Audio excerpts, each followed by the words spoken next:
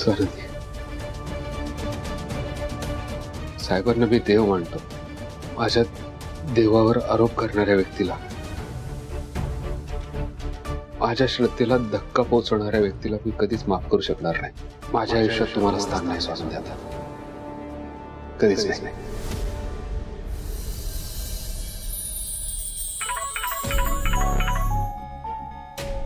मणी सर, अहो कसे आहात तुम्ही? फोन का उचलत नाहीये माझा? सर, मी सर कधीपासून झाले? स्वानंदी, तू मला सर का म्हणालीस? मणी घरात नाहीये का?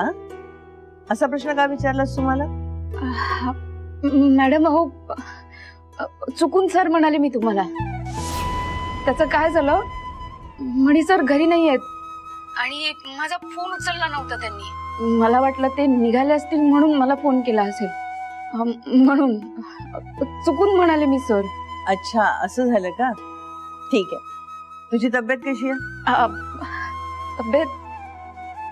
तब्येत छान आहे माझी. बरं मला सांग, त्या दिवशी कुठे गेला होतात फिरायला? नाही म्हणजे बऱ्याच दिवसांनी तुम्ही दोघं असे बाहेर पडला असाल ना? कसं वाटलं माझ्या मुलाबरोबर डिनरला जाऊन?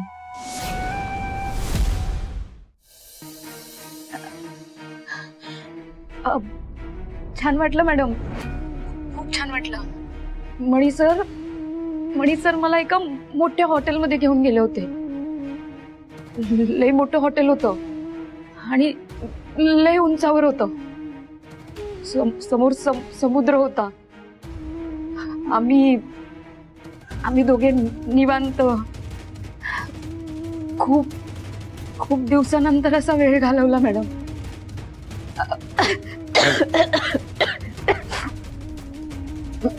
मॅडम, मला ना खोकला येतोय. मी करते तुम्हाला नंतर फोन. स्वानंदी,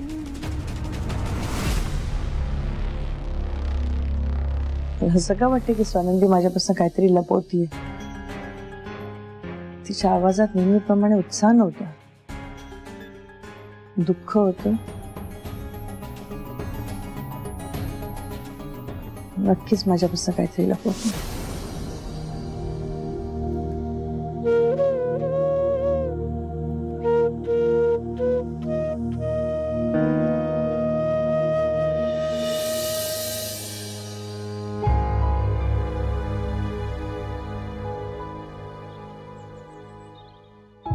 मणी सर रोज याच वेळेस ऑफिसला जातात. बंगल्यावर तर जाऊ शकत नाही मी. त्यांना बाहेरच भेटायला हवं.